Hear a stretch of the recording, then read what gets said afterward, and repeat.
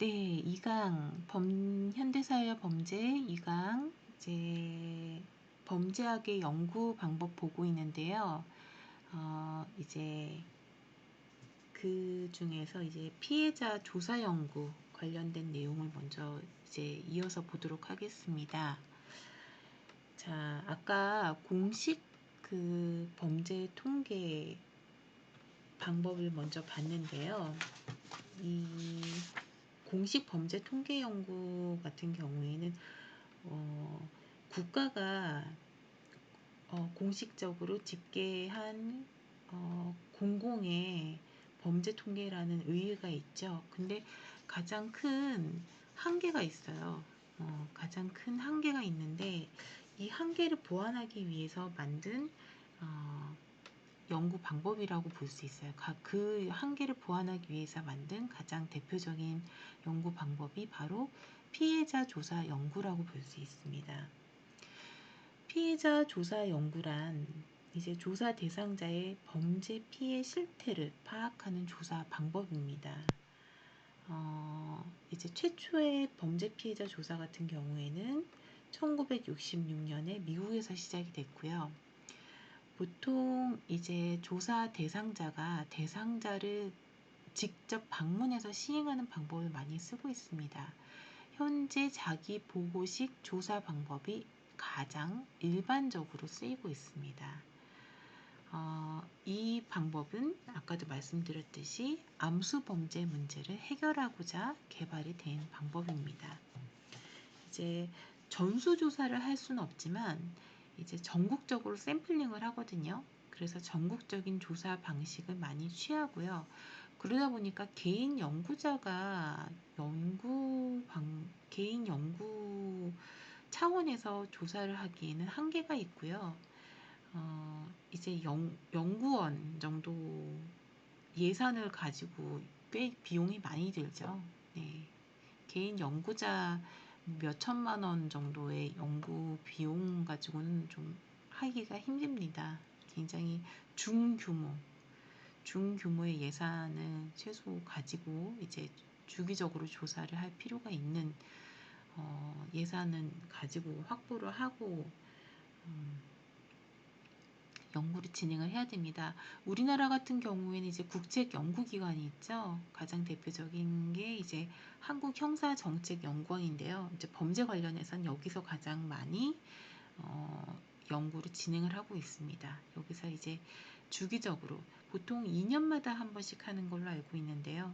주기적으로 조사를 하고 있습니다. 전국적 단위의 범죄 및 피해 실태 파악에 매우 유용합니다. 예.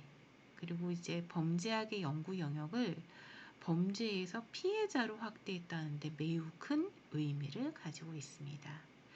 자, 이제 이 피해자 조사 연구 같은 경우에는 범죄자뿐만 아니라 피해자의 유형을 파악했다는 점에서도 굉장히 큰 의미를 가지고 있습니다.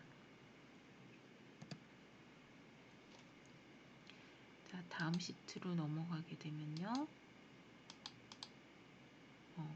근데 이제 피해자 조사 연구 같은 경우에도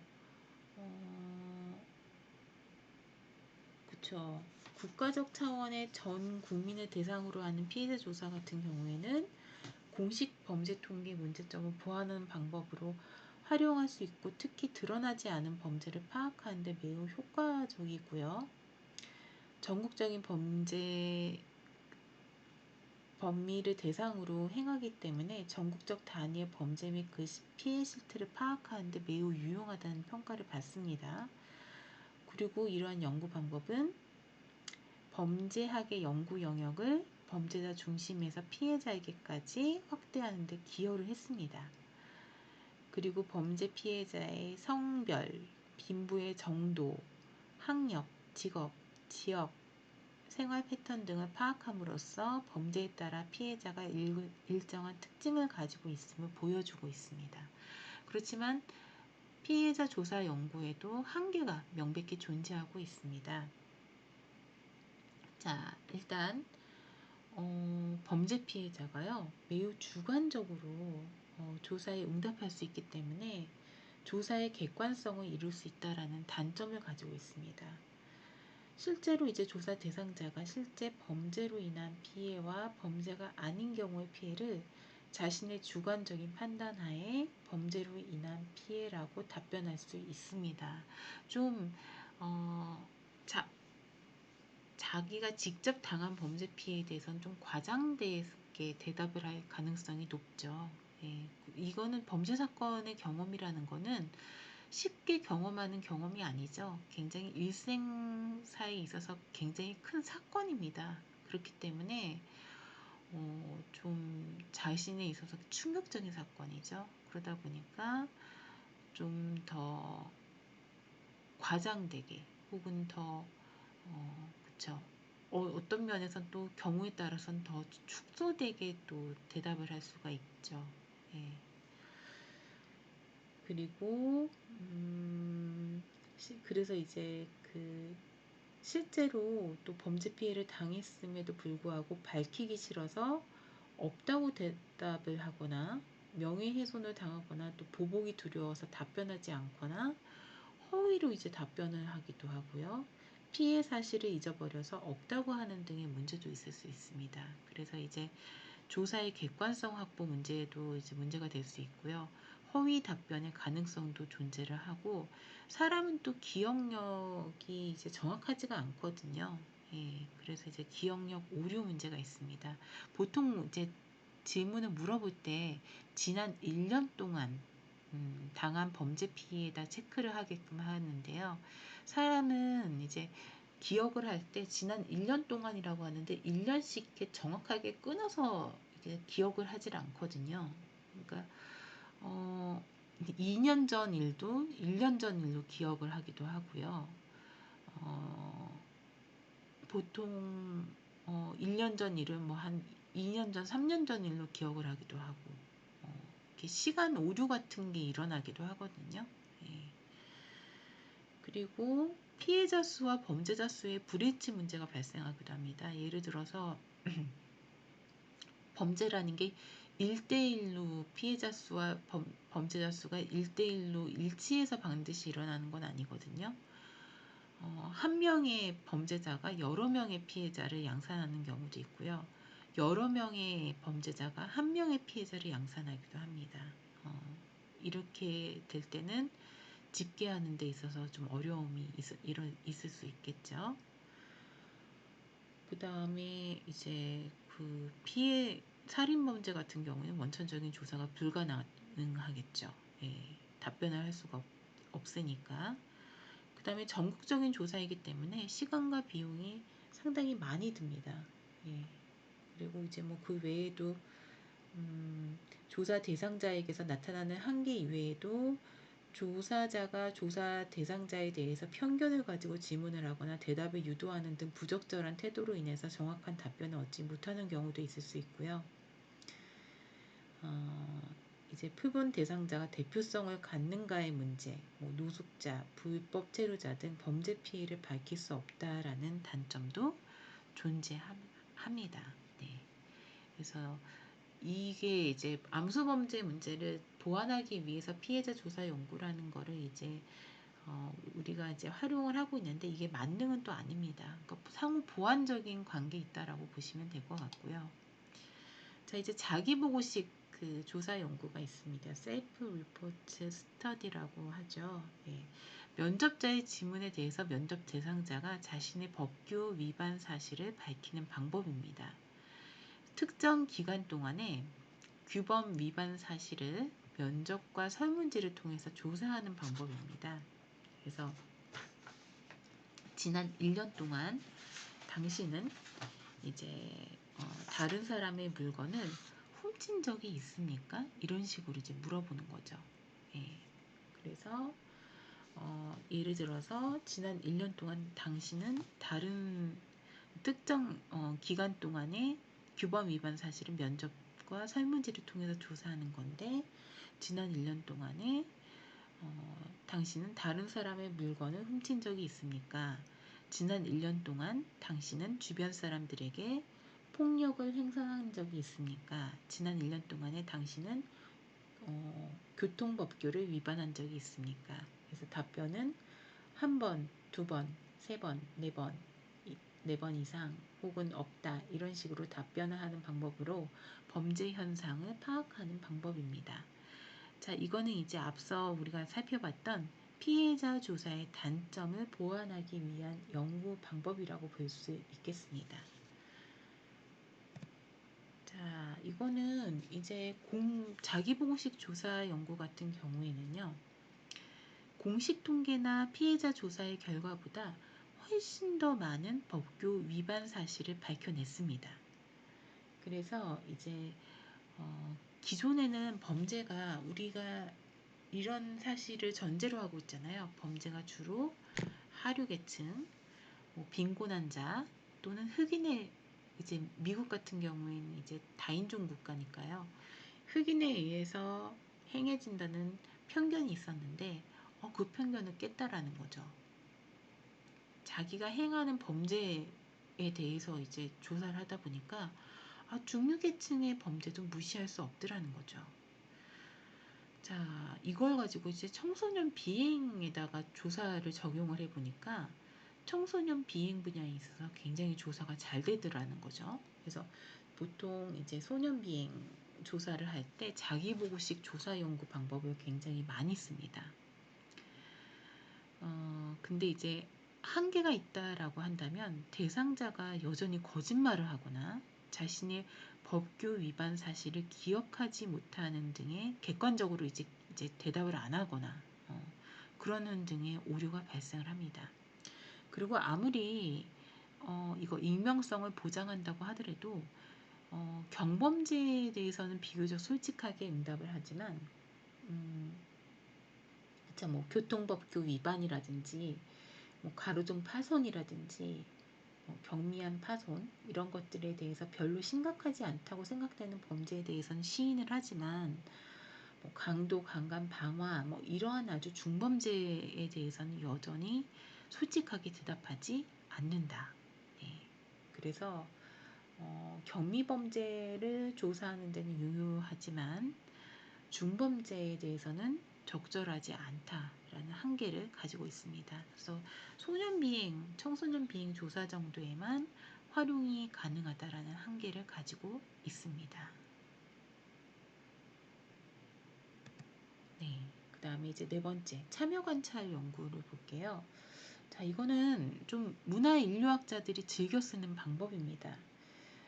참여관찰 연구 또는 이제 관찰 연구라고도 하는데요. 연구자가 이제 대상자의 행위를 가까이에서 관찰해서 연구에 필요한 자료를 얻는 방법입니다. 연구자가 이제 집단의 활동에 참여함으로써 집단을 관찰해서 이제 자료를 수집하는 방법입니다. 참여의 정도에 따라서 굉장히 다양한 형태가 있습니다. 외부 관찰자로서 이제 관찰만 하는지 아니면 또 그 일련의 구성원으로서 참여를 하는지 자신의 연구자로서 신분을 밝히는지 아니면 밝히지 않는지 그거에 따라서 이제 참여 관찰 연구의 급이 이제 나뉘겠죠. 예. 그래서 자료의 질적인 면을 굉장히 강조하는 매우 이제 질적인 연구로 이제 분류가 되는 연구 방법이고요. 굉장히 심층적인 연구를 할 수 있습니다. 이제 사회학 연구에서는 참여관찰 연구로서 이제 유명한 연구가 빈곤 사회를 연구하는 빈곤 연구가 유명하게 이제 수행이 된 연구가 있고요. 검거되지 않은 범죄자나 성공적인 범죄자를 연구하는 방법도 있습니다. 이제 우리나라 범죄 연구 같은 경우에는 이제 그 참여관찰 연구 같은 경우에는 이제 연구자 또는 조사자가 대상자와 밀접하게 행동하기 때문에 자기 보고나 공식 통계 등에서 얻지 못하는 행위자의 특징이나 감정 등을 포착할 수 있다는 장점이 있습니다. 근데 이제 잘못하게 되면 행위자와 조사자의 지나친 감정적인 유대감 혹은 관찰 대상자에 대한 조사자의 선입관 등이 조사 결과에 반영될 수 있습니다. 이거 옛날 연구, 이게 연구가 굉장히 좀 위험합니다. 그래서 조직범죄나 직업적인 절도범, 마약범 등의 연구에 활용을 합니다. 이제 1990년대 연구에 이제 성매매 이제 밀집 지역 있죠? 거기에 이제 참여관찰 연구가 있었던 연구 사례가 있는데요. 성매매 원인을 연구하는 조사자의 경우 이제 그 성매매 여성에 대한 편견이 관찰 결과에 반영이 될 수도 있고요. 범죄 원인을 이제 빈곤이라고 생각하게 되는 연구자라면 이건 이제 2000년대에 이제 미국에서 시카고 지역에 미국에서 이제 수행이 됐던 연구 결과인데요. 경제적으로 열악한 조사자에 대한 관찰 시 상대방의 사소한 일탈까지도 이제 범죄라고 예단을 할 수 있는 그런 결과가 나타나기도 합니다.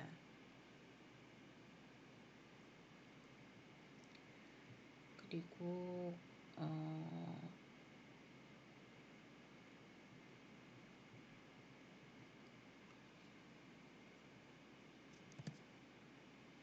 이제 참여관찰 연구의 또 다른 한계가 된다라고 한다면 이제 조사자가 참여할 수 있는 범죄 유형이 굉장히 한계에 제한적이라는 거죠.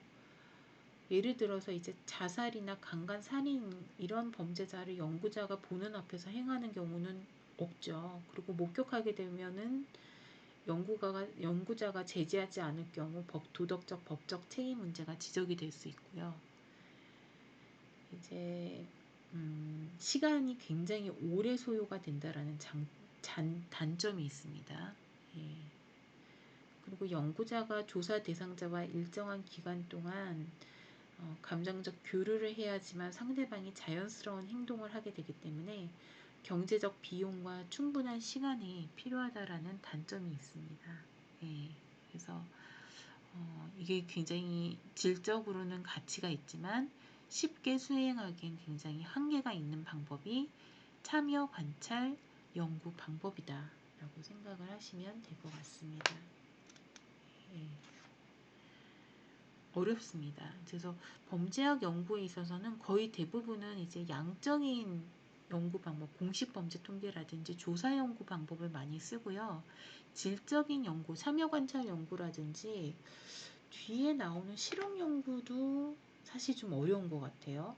예, 실험 연구도 좀 어려운 거. 왜냐하면 연구 윤리적인 측면의 책임과 비난에 봉착할 수 있기 때문에 실험 연구도 좀 굉장히 어려운 방법이고 참여 관찰 연구도 좀 어려운 방법입니다. 그래서 제일 많이 하는 게 이제 공식 통계 연구, 피해자 조사 연구, 자기보고식 조사 연구, 그 다음에 사례 연구, 그 정도 많이 하는 것 같아요. 네. 자, 이제 실험 연구 방법이 있는데요. 실험 연구 같은 경우에는 이제 일정한 장소 또는 이제 지역에서 일정한 사람들을 대상으로 일정한 범죄적 환경을 조성한 뒤에 대상자들의 행위를 관찰하는 연구 방법입니다. 이 방법을 수행을 할 때는 집단의 이제 그 실험을 행하는 실험 집단과 그러니까 통제 집단이 필요하겠죠. 그렇죠? 얼마만큼 변화가 되었는지를 비교하기 위해선 통제 집단과 실험 집단을 설정을 해야겠죠. 그러면은 실험 집단과 통제 집단의 등가성, 실험 효과 이외의 나머지의 특징은 등가성을 확보하는 것이 매우 중요합니다. 그리고 사전조사와 사후조사를 얼마나 잘 하느냐도 굉장히 중요합니다. 실험 연구 같은 경우에는요, 연구의 내적 타당성에 영향을 미치는 요인들을 통제하는 데 가장 유리한 방법이라고 볼 수 있고요. 비교적 빨리 적은 비용으로 쉽게 개량화할 수 있는 자료들을 확보할 수 있습니다. 근데 그런 면은 있습니다. 실험 연구의 내적 타당성을 통제를 많이 하면 할수록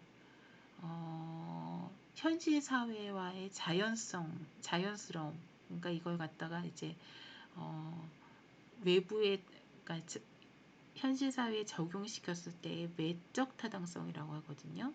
그것은 떨어지게 되죠. 통제를 많이 하면 많이 할수록 이 실험 결과를 외부에 적용했을 때 이게 똑같은 결과가 나오게 되느냐, 그 외적 타당성의 적용 가능성은 떨어지게 된다라고 이야기를 하죠. 자, 실험 연구는 여러 명의 관찰자가 동시에 실험 집단의 행동을 관찰할 수 있고 기록할 수 있으며 같은 실험을 반복할 수 있다는 장점을 가지고 있습니다. 자, 이제 여기 굉장히 우리 그 폭력 관련해서 되게 유명한 실험이 있어요. 반두라의 보보 인형 실험이라는 게 있는데요. 반두라 되게 유명한 심리학자입니다. 보보 인형은 이제 인형에다가 이름을 보보라고 이름을 붙인 건데요. 인형이 오뚜기 인형이에요. 여러분 오뚜기 인형이 뭔지 아시죠? 이렇게 툭툭 쳐도 쓰러질 듯 하다가도 중심을 다시 잡는 인형입니다. 그래서 보보 인형 이렇게 주먹으로 때려도 쓰러지는 것 같다가도 다시 이제 중심을 잡고 올라오는 인형, 그런 거예요. 그래서 보보 인형을 만들어서 동영상을 제작을 했다고 해요. 이 동영상에 한 어른을 등장시켜서 보보 인형을 때리게 합니다. 이를 어린 아이들에게 시청한 후에 동영상에 나온 보보 인형과 여러 장난감을 주고 자유롭게 놀게 합니다. 자, 동영상을 보았던 아이들은 보보 인형을 괴롭히고 때리는 모습을 자연스럽게 나타냅니다. 자, 그래서 이 실험을 통해서 인형을 때리는 영상을 보았던 아이들은 자연스럽게 모방을 통해서 폭력을 학습하게 되는구나. 그래서 모방을 통한 폭력의 학습 효과를 측정한 실험 연구가 바로 반두라의 보보 인형 실험 연구입니다. 굉장히 유명한 1970년대에 있었던 보보 인형 실험 연구입니다.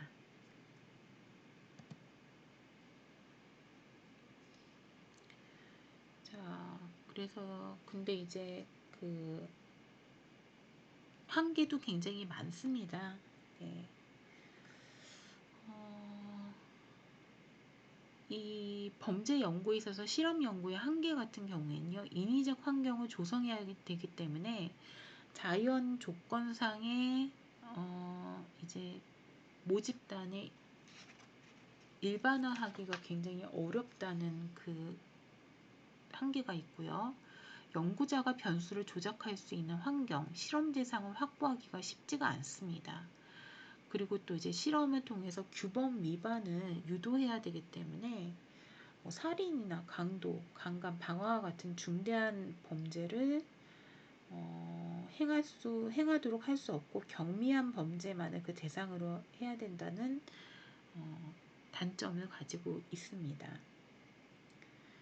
그리고 이제 그 조사 대상자가 자신이 실험 대상자라는 것을 이제 어린아이들 같은 경우에는 뭐 자연스럽게 연출할 수 있지만 성인 같은 경우에는 실험 대상이라는 것을 인식하고 있어서 실제와 다른 행동을 연출할 수 있습니다. 이걸 갖다가 이제 실험 효과라고 합니다. 자기적인 행동을 한다라는 거죠. 그래서 동일한 실험 연구를 일정한 횟수 이상 반복하지 않는 한 연구 결과를 일반화하기가 매우 어렵습니다. 또 사람을 대상으로 일정한 환경을 조성하고 가설을 검증하기 위한 실험을 한다는 것이 매우 비윤리적이라는 비난도 있습니다. 예, 그래서 이런 한계를 가지고 있고요. 그 다음에 사례 연구, 마지막으로 사례 연구가 있는데요. 자, 이건 특정 범죄자에 대해서 그의 인격과 성장 과정, 사회생활, 범죄 경력 등과 같은 다양한 측면을 종합적으로 분석해서 범죄와 범죄자에 대한 정확한 정보를 얻어내는 방법입니다. 자, 이것은 생애사를 다 쭉 어떻게 자랐는지, 어떻게 성장했는지를 보는 거기 때문에 그걸 갖다가 이제 시간적인 연구라고 하거든요. 그래서 그걸 갖다가 종적 연구라고 합니다. 시간적으로. 횡적 연구는 지금 시점에서 판단을 다 하는 거고요. 종적 연구는 수직적 연구거든요. 그래서 굉장히 질적 연구이면서 종적 연구라고 하고요. 보통 이제 아주 좀 이슈가 됐던 범죄자, 전문 절도범이라든지 사기범이라든지 연쇄살인범, 연쇄방화범 등 특정 범죄인을 연구 대상으로 합니다. 특정한 사례를 연구하여 자료를 수집하는데 깊이 있는 질적 자료의 수집이 가능하다라는 그 특징을 가지고 있습니다. 자, 근데 사례 연구도 한계를 가지고 있습니다. 선택된 사례가 좀 특이하죠. 일반화하기가 곤란하다라는 단점을 가지고 있습니다. 선택된 사례의 부정형성. 그 다음에 이것도 역시 연구자의 편견이 개입될 소지가 있고요. 보통 이 사례 연구는 생애사 연구도 포함을 합니다. 그래서 특정인의 생애를 연구하며 일기나 자서전, 편지, 전기 이런 것 등이 분석 대상이 되기도 합니다. 자, 그러면 이제 이번 시간에는 이제 범죄학의 연구 방법에 대해서 살펴보았습니다. 네, 그래서 여기까지 진행해서 봤습니다. 자, 여러분들 수고 많으셨습니다.